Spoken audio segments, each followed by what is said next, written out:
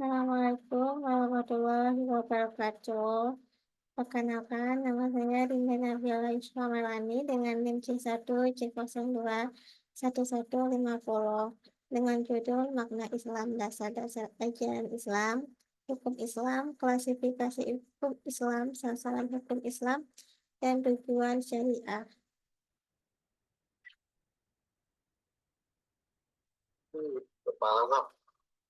Makna Islam, Islam merupakan asal kata dari aslama, artinya muslimun, Islam yang artinya berserah diri dan kedamaian.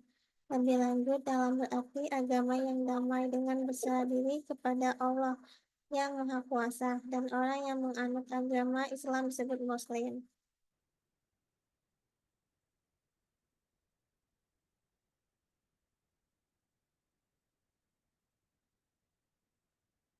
Dasar-dasar ajaran Islam. Ajaran Islam memiliki pengertian sekumpulan pesan ketuhanan yang diterima Nabi Muhammad SAW pada tahun 571 sampai 632 Masehi untuk disampaikan kepada manusia sebagai petunjuk perjalanan hidupnya semenjak lahir sampai mati. Dengan demikian, pengertian dasar-dasar ajaran Islam ialah gambaran asli garis besar turut perjalanan atau bagian pokok dari pesan ketuhanan yang disampaikan Nabi Muhammad SAW kepada manusia.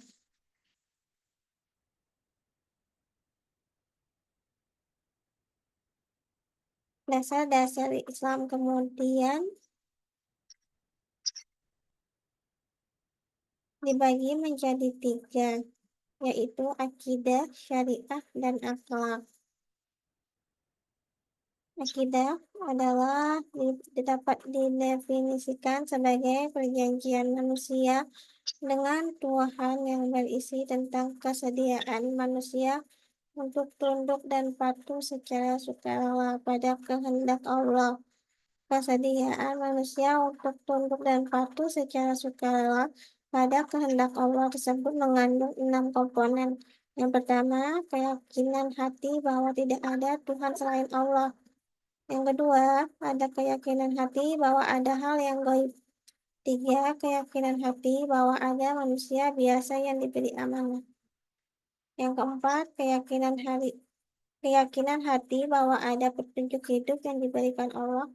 Yang kelima, keyakinan hati bahwa ada pertanggungjawaban amal perbuatan setelah kematian. Dan yang keenam, keyakinan hati bahwa ada aturan pasti yang melandasi kehidupan yang dibuat oleh Allah.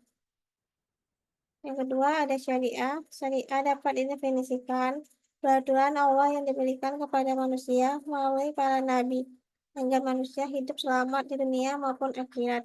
Dengan kata lain, syariat merupakan bukti dari akidah. Secara garis besar, peraturan Allah yang diberikan kepada manusia terbagi dua. Yang pertama, ibadat, yaitu peraturan yang berkaitan dengan perbuatan manusia guna mendekatkan diri pada Allah, mengingat-ingat keagungannya dan berterima kasih atas karunia-Nya.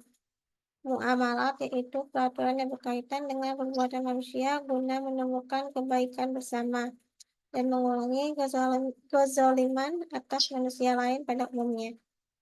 Dan yang ketiga, ada akhlak. Akhlak didefinisikan sebagai tindakan membentuk atau membiasakan perbuatan yang bermanfaat bagi orang lain.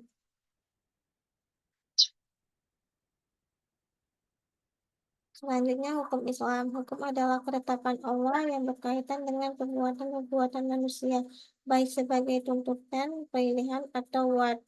Ketetapan Allah Subhanahu wa Ta'ala adalah ketetapan yang langsung seperti wahyu dengan Al-Quran atau sunnah, atau yang berlandaskan pada ketetapannya yang langsung seperti ijma dan kias yang berkaitan dengan perbuatan-perbuatan manusia.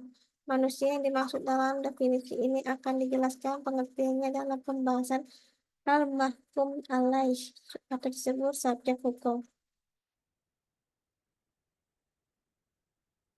Tuntutan atau permintaan mencakup tuntutan untuk mengerjakan sesuatu, tuntutan untuk meninggalkan atau tidak mengerjakan sesuatu. Kedua tuntutan itu ada yang pasti kuat atau disebut lazim, dan ada yang tidak pasti tidak kuat atau disebut ghair lazim. Pilihan artinya sama antara dikerjakan atau tidak dikerjakan. Ya, selanjutnya klasifikasi hukum Islam. Hukum mengenai taklif atau penugasan atau pembebanan diklasifikasi menjadi 5 jenis hukum di dalamnya. Yang pertama ada wajib. Wajib adalah segala sesuatu yang dilakukan pasti mendapat pahala dan jika ditinggalkan mendapatkan dosa. Contohnya sholat. Yang kedua, sunnah. Sunnah adalah segala sesuatu yang jika ia lakukan mendapat pahala dan jika tidak dilakukan tidak mendapat dosa maupun pahala. Contohnya puasa Senin Kamis. Haram adalah segala sesuatu yang dilakukan mendapat dosa dan jika tidak dilakukan mendapatkan pahala. Mubah adalah segala sesuatu yang boleh dilakukan atau tidak dilakukan dalam agama. Contohnya makan dan minum. Makruh adalah segala sesuatu yang ditinggalkan lebih baik daripada mengerjakannya. Contohnya memakai cincin emas bagi laki-laki.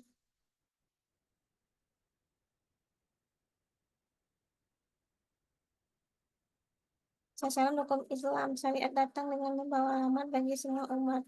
Firman Allah Subhanahu wa taala dalam surat Al-Anbiya ayat 107 berbunyi, dan kami tidak mengutuskan engkau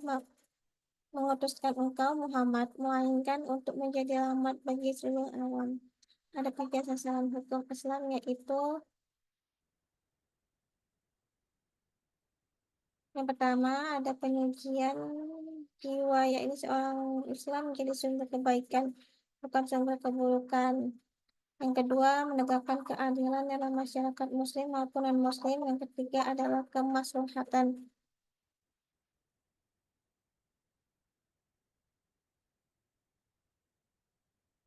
Selanjutnya, tujuan syariat. Setiap pemeluk agama Islam wajib mentaati, mengamalkan, dan menjalankan syariat Islam secara kafah dalam kehidupan sehari-hari dengan tertib dan sempurna, baik melalui diri pribadi, keluarga, masyarakat, dalam kehidupan berbangsa dan bernegara, demi terwujudnya pelaksanaan syariat Islam dalam masyarakat. Maka banyak hal yang mendasar yang harus dibenahi dan tidak terulang terlebih dahulu, dan untuk itu tidak diperlukan suatu aturan atau undang-undang yang menjadi pembatas terhadap berhasilnya pelaksanaan syariat Islam. Sekian terus dari presentasi saya ucapkan terima kasih. Wassalamualaikum warahmatullahi wabarakatuh.